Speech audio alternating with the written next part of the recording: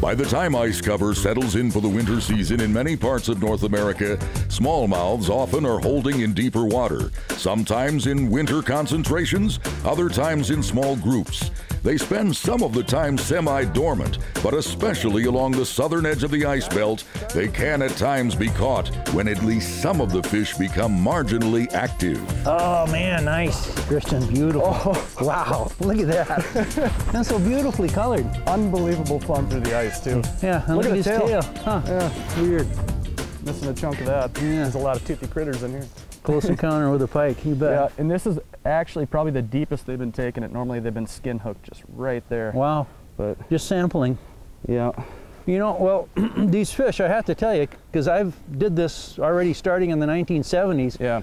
But these are one of the great mysteries. They can be extremely easy in some lakes, and especially if you find them, but it's not a sure thing. It's very difficult sometimes to find a pot of fish. Yep, buddy Andy Walls and I were out here walleye fishing, and we stumbled across these fish and used what we learned that day to go look for some other spots. We found one other spot so far with fish on them. So beautiful. Yeah, let's get her back. Nice.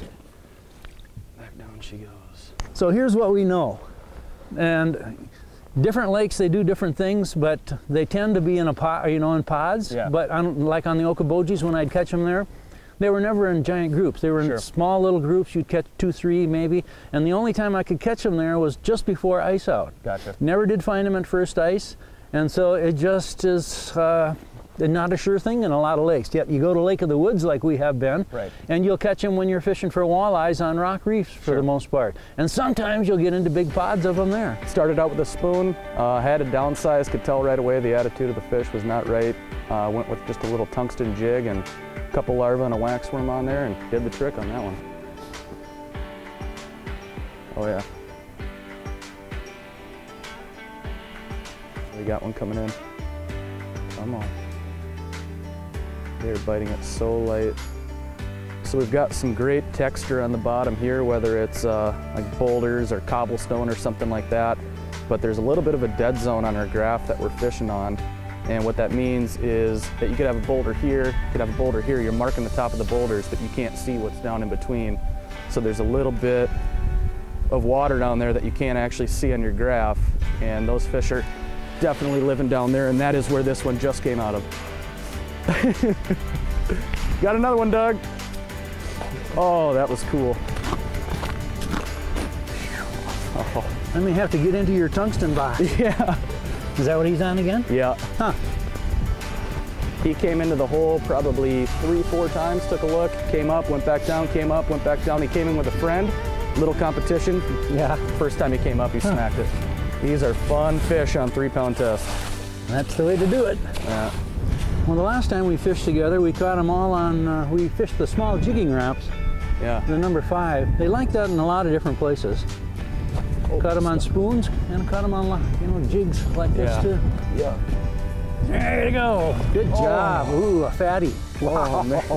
Look at that. The thing about the winter fish too, though, is that, I mean, they're just hard as a rock. Yeah, they are. And that's the reason there's no real biotrauma a lot of times. They don't really explode. They're just so hard. Sure. Let's get that out of there. Right, just like you said, right on the tip of the... You can see that. Oh man, it's just barely in there. They are not. I mean, that is so skin hooked. Cool. Very. Yeah. Pops right out. Big, broad, beautiful tail. Man, look at they're that. eating good. Huh. Beautiful fish. Well, let's get her back. All right, girl. You want a white? You want a red? Oh, either one's fine. Okay. You never know. Sometimes you just got to fine tune. That's cool. Big spoon one day, tiny little tungsten the next. Yeah. Got him finally. Christian, I got one. Finally. That looks fun. Yeah, it's a heavy fish for sure. So 3-pound test, nice light rod. Yeah. You can get him in the hole, come on.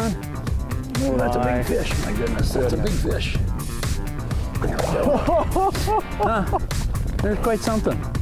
And I so often remark about the eyes because the ones that those first 2 you had those perfectly red eyes, and these are just as brown as can be.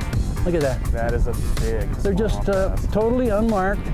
None of the fish we've caught, of the 3 so far, have been, I mean, there's no hook mark. Right. No, nothing. So, and this is just, it's got to be in this area, there's got to be, I don't know how many fish, but it's a bunch. Yeah, I'm excited to get the camera down there and scout around. It was just on it, so I just barely lifted and it was there. When they're going on spoons, they crush it. When they're going on the light stuff, you don't even see it on the tip of your rod on a noodle rod.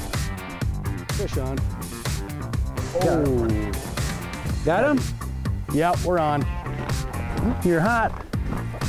Good job. You know, I think people question where these fish are going to be, but you don't always find them, but typically they're in the same area as you would find them in the fall. So big, rocky, deep flats, main lake. And then, though, they go deeper, so most of the time, you know, you've got maximum 30 feet, so these fish are on the edge of a big rock bar, 22 to 25 feet down. You know, I've looked in this area many, many times and not been able to find them, so you did something I've never been able to do out here. There we go. So I don't know what you're doing that I'm not doing, but I'm not even getting touched. So you put on a good show today. Never know what they're going to bite on, but you fine-tuned and you did the job. So we talked a little bit about location. You put on a presentation show, so these fish are not easy to find all the time, are they? No, they are not easy at all. Nice job. Thank you.